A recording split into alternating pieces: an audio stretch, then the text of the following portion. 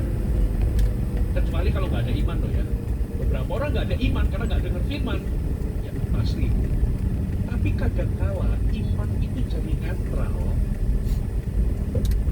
Iman di dalam hati kita itu jadi netral karena muncul keraguan. Katakan keraguan. Loh, bisa nggak Pastor Puji? Sementara iman muncul, ragu-ragu juga muncul. Bisa. Buktinya kapan? Buktinya waktu.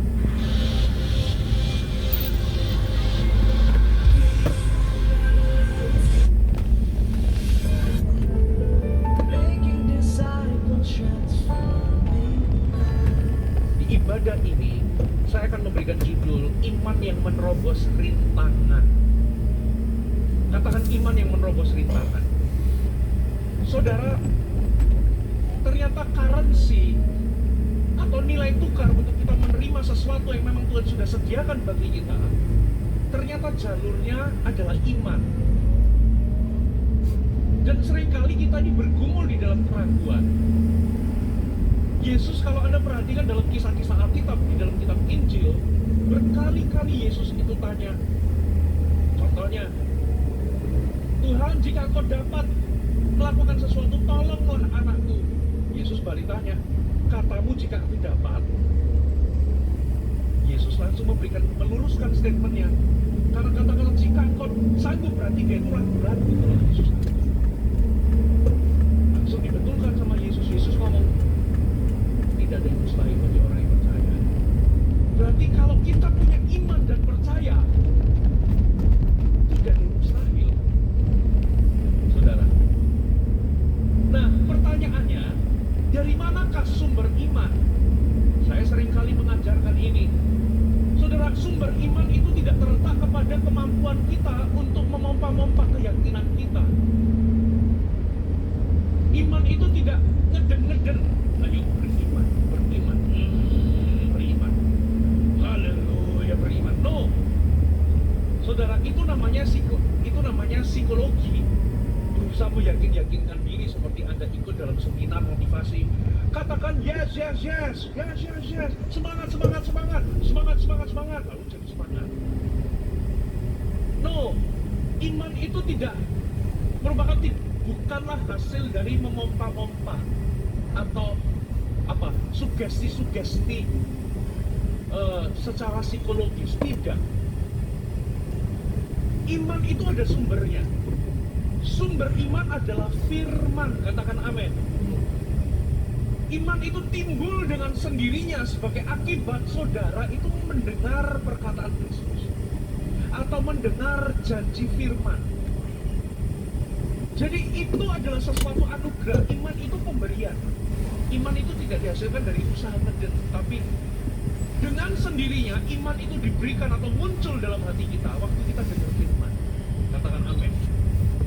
Contoh, dari mana perempuan yang pendarahan 12 tahun yang sudah ke tabib manapun nggak sembuh-sembuh, malah keadaannya makin buruk. Pendarahan 12 tahun itu artinya dia itu, sorry ya, saya pakai kata-kata agak vulgar, menstruasi tidak berhenti selama 12 tahun. Kalau tahun itu dia nggak ketemu Yesus, bisa jadi 13 tahun, 14 tahun. Pendarahan seperti itu ke dokter manapun, ke tabib manapun nggak sembuh. Yang ada pasti hatinya tawar, hatinya ciut. Kalaupun ada orang nawarin, ayo datang ke dokter ini, sudah putus asa, udah tawar, udah skeptis. Kok tiba-tiba dia bisa punya semangat? Kok tiba-tiba dia bisa mengikuti Yesus, mengejar Yesus, lalu jama jubahnya, lalu terima kesembuhan? Dari mana itu coba? Itu bukan meyakinkan diri, beriman, tidak. Tapi imannya atau pengharapannya muncul dengan sendirinya waktu dia dengar berita-berita tentang Yesus. Jadi waktu dia dengar berita tentang Yesus, kesaksian tentang Yesus, dengan sendirinya iman itu timbul. Katakan amin. Makanya pentingnya kita dengar firman, kita dengar khotbah, kita memperkatakan firman supaya iman itu muncul. Ada amin. Nah, sekarang pertanyaannya, kalau iman sudah muncul, kenapa kok kadangkala kita ini nggak melihat Tuhan bekerja? Nah, di sini perhatikan. Seringkali berbarengan, kecuali kalau nggak ada iman loh ya. Beberapa orang nggak ada iman karena nggak dengar firman. Ya, pasti. Tapi kadangkala iman itu jadi netral.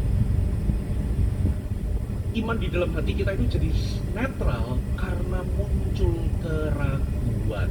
Katakan keraguan. Loh, bisa nggak Pastor Fuji? Sementara iman muncul, ragu-ragu juga muncul. Bisa loh. Buktinya kapan? Buktinya waktu Petrus berjalan di atas air. Di perempuan ini bisa tahu dan menemukan Yesus. Berarti dia dengar Yesus dan dia kejar Yesus. Berarti at least dia sama seperti perempuan yang pendarahan 12 tahun. Dia punya iman karena dia mendengar kesaksian bagaimana Yesus menyembuhkan orang. Halo, amin? Nah, tapi ayat 23 perhatikan. Tetapi Yesus sama sekali tidak menjawabnya. Titik. Lalu murid-muridnya datang dan meminta kepadanya, kepada Yesus maksudnya, suruhlah ia pergi, ia mengikuti kita dengan berteriak-teriak. Perempuan ini punya iman, tapi ada penghalang nomor satu. Saya tulis ini adalah penghalang manusia atau orang banyak. Saudara, tidak bisa dipungkiri, kadangkala setan itu bisa memakai orang-orang di sekeliling kita untuk membuat iman kita pupus, atau untuk mencuri iman kita, atau membuat kita ragu-ragu. Dalam konteks ini, sayangnya murid-murid Yesus tidak